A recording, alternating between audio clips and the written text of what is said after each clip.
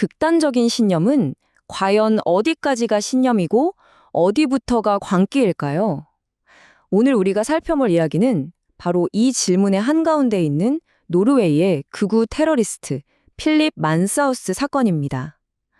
이데올로기라는 이름의 믿음이 한 개인 안에서 정신질환과 뒤섞일 때 어떻게 끔찍한 비극으로 폭발하는지 그 기록을 한번 따라가 보겠습니다. 때는 2019년 8월 10일 노르웨이의 아주 평온했던 어느 여름날이었어요. 그런데 바로 그날 두 군데의 장소에서 정말 끔찍한 범죄가 연달아 일어납니다. 하나는 집안에서 벌어진 차가운 살인이었고 또 다른 하나는 이슬람 사원을 겨냥한 증오 가득한 총격이었죠. 근데 더 놀라운 건 뭔지 아세요?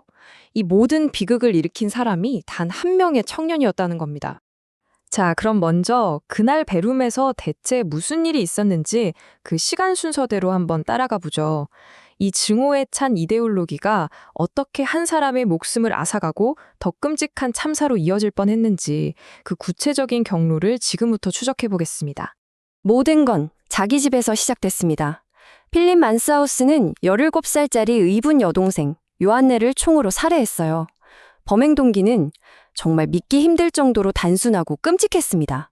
바로 여동생이 중국계라는 이유, 딱 그거 하나였어요. 그리고 여동생을 살해한 직후에 그는 완전 무장을 하고 알누르 이슬람 센터로 차를 몰았죠. 하지만 그의 대량 학살 계획은 정말 예상치 못한 한 영웅의 등장으로 막을 내립니다. 바로 65살의 신도 모하마드 라피크 씨의 용감한 저항 덕분이었죠. 근데 이 사건에서 정말 가슴 아픈 지점이 뭐냐면요. 피해자인 요한애가 이미 그 위험을 알고 있었다는 거예요. 그녀가 살해당하기 전에 친구한테 이런 메시지를 보냈다고 합니다. 필립은 인종차별주의자에다 증오로 가득 차 있어. 안전하다는 느낌이 안 들어. 이 한 문장에 그녀가 느꼈을 공포가 그리고 결국 피하지 못했던 그 비극의 무게가 전부 담겨 있는 것 같지 않나요? 나중에 법정에서 검찰은 이 살인을 두고 그냥 범죄가 아니라 명백한 처형이었다고까지 말합니다. 처형. 이 단어가 의미하는 바는 명확하죠. 이건 절대 순간적인 분노나 우발적인 행동이 아니었다는 겁니다. 이건 그의 이데올로기에 따라서 일종의 인종 청소를 목표로 한 아주 냉혹하고 계획적인 첫 번째 단계였던 거죠. 그럼 여기서 이런 질문이 생기죠. 겉보기엔 그저 평범해 보였던 청년이 어떻게 이런 괴물이 된 걸까요? 그의 머릿속이, 그의 정신이 어떻게 이렇게 극단적인 징후로 가득 차게 됐는지 그가 극진화되어가는 과정을 한번 따라가 보겠습니다.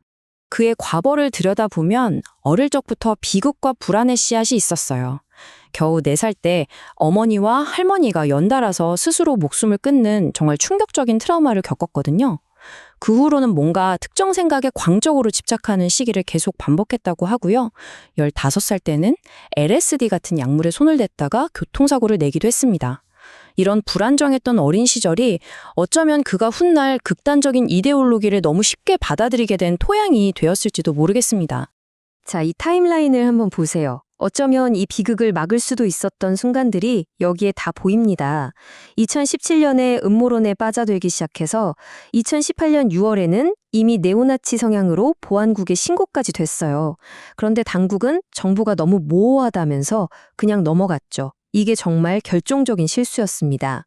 그리고 2019년 8월 2일 크라이스트처치 테러범의 선언문이 그의 손에 들어갔고 이게 마지막 방아쇠가 된 겁니다. 그리고 불과 8일 뒤 그는 총을 들고 집을 나섰습니다. 여기서 우리가 꼭 알아야 할 게 있는데요. 만사우스는 그냥 혼자 미쳐버린 괴물이 아니라는 점입니다. 그는 브레이비크나 테런트 같은 자신보다 먼저 테러를 저지른 사람들의 계보를 그대로 따라가고 있어요. 거대 교체라는 똑같은 망상을 공유하면서도 만사우스는 좀 더 음지의 플랫폼을 사용했고 심지어 모스크와 자기 가족을 동시에 공격 대상으로 삼았죠. 말하자면 선배들의 망상을 자기만의 인종전쟁이라는 버전으로 업그레이드해서 실행에 옮긴 셈입니다. 그의 모든 폭력은 결국 거대 교체라는 딱 하나의 음모론으로 설명됩니다. 이게 뭐냐면 백인 인구가 다른 인종의 이민자들 때문에 체계적으로 대체되고 있다는 극우 진영에서 아주 널리 퍼져 있는 망상이거든요. 그러다 보니까 그는 자기의 살인과 테러를 범죄라고 생각 안 하고 긴급 정의라고 불렀던 겁니다. 내 인종을 지키기 위해서 어쩔 수 없이 한 비상조치였다. 이렇게 스스로를 정당화한 거죠. 자, 이제 사건은 법정으로 무대로 옮깁니다. 그리고 바로 여기서부터 이 사건의 가장 복잡하고 어려운 질문이 시작돼요. 그의 행동은 과연 냉철한 이념의 결과물일까요? 아니면 통제할 수 없는 광기였을까요? 이 정의와 광기라는 아슬아슬한 경계선 위에서 아주 치열한 법정 싸움이 벌어집니다. 이 두 개의 판결, 이게 바로 이 사건의 가장 드라마틱한 반전입니다. 보세요. 2020년 첫 판결에서 법원은 그를 자기 신념에 따라 행동한, 그러니까 책임 능력이 있는 테러리스트라고 봤습니다. 그래서 조금의 뉘우침도 없는 그에게 사실상의 종신형인 예방적 구금을 선고했죠. 그런데 5년 뒤에 이 모든 게 완전히 뒤집힙니다. 그가 범행을 저지르기 한참 전인 2017년부터 이미 정신병적 상태였다는 새로운 진단이 나왔거든요. 그리고 실제로 그는 극단주의를 버리고 후회하는 모습을 보였죠. 판결의 뿌리 자체가 완전히 흔들려 버린 겁니다. 근데 재밌는 건요. 형량 자체는 21년으로 똑같았다는 거예요.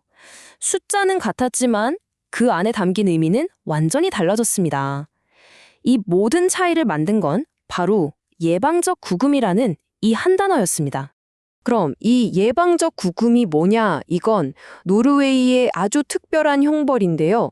수감자가 사회에 계속 위협이 될 것 같다고 판단되면 5년마다 형을 계속 무기한으로 연장할 수 있는 제도입니다. 사실상 종신형이 될 수 있는 거죠. 두 번째 판결에서 바로 이 조항이 빠진 겁니다. 첫 판결 때 법원의 입장은 정말 단호했습니다.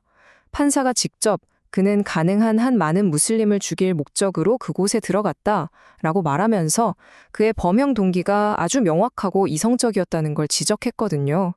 이게 바로 그를 정신병자가 아니라 자신의 행동에 책임져야 할 테러리스트로 판단한 핵심적인 근거였습니다. 그런데 2024년 이 사건의 흐름을 통째로 바꿔버리는 새로운 보고서가 하나 나옵니다. 새로운 정신강정팀이 그는 범행 당시에 정신병적 상태였을 가능성이 매우 높다. 이렇게 결론을 내린 거죠. 바로 이 한 줄의 의견이 굳게 닫혀있던 재심의 문을 여는 결정적인 열쇠가 됐습니다. 최종 판결은 나왔지만 사실 이 사건은 우리에게 명쾌한 답보다는 더 많은 질문들을 던져주고 끝났습니다. 책임의 문제, 그리고 그 너머에 있는 것들에 대해서 말이죠. 그렇다면 법원은 왜 사실상의 종신형을 없애준 걸까요? 그 이유는 꽤 복합적입니다. 우선 2017년부터 그가 심각한 장애 상태였다는 새로운 의학적 소견이 결정적이었고요. 또 수감 중에 치료를 받으면서 극우 신념을 버리고 자기 생각이 정신질환의 결과물이었다는 걸 인정했습니다. 특히 여동생을 살해한 것에 대해 진심으로 뉘우친 점, 그리고 이전에는 폭력 전과가 없었다는 점도 최종 결정에 큰 영향을 미쳤다고 해요. 결국 이 최종 판결은 깔끔한 해답이 아닙니다. 오히려 우리 사회가 앞으로 풀어야 할 아주 어려운 숙제를 던져준 셈이죠. 법이라는 저울과 인간의 뇌라는 미지의 영역, 이 둘 사이에서 정의의 무게를 과연 어떻게 재야 하는가 하는 아주 근본적인 질문 말입니다. 이게 바로 이 사건이 우리에게 남긴 핵심 딜레마인 거죠. 아무리 치밀하게 계획된 테러라고 해도 만약 그 행동을 한 사람이 심각한 정신질환자로 판단된다면 과연 우리와 사법 시스템은 그 책임을 어디까지 물을 수 있는 걸까요? 또 어디까지 물어야만 하는 걸까요? 그리고 이 모든 질문은 결국 이 하나로 모입니다. 혐오스러운 이데올로기적 신념과 병든 정신, 그 둘의 경계는 대체 어디일까요? 우리는 무엇을 처벌해야 하고 또 무엇을 치료해야 할까요? 필립 만스하우스의 사건은 바로 이 흐릿한 경계선 위에 서서 우리 사회에 정말 쉽사리 답할 수 없는 무거운 질문을 던지고 있습니다.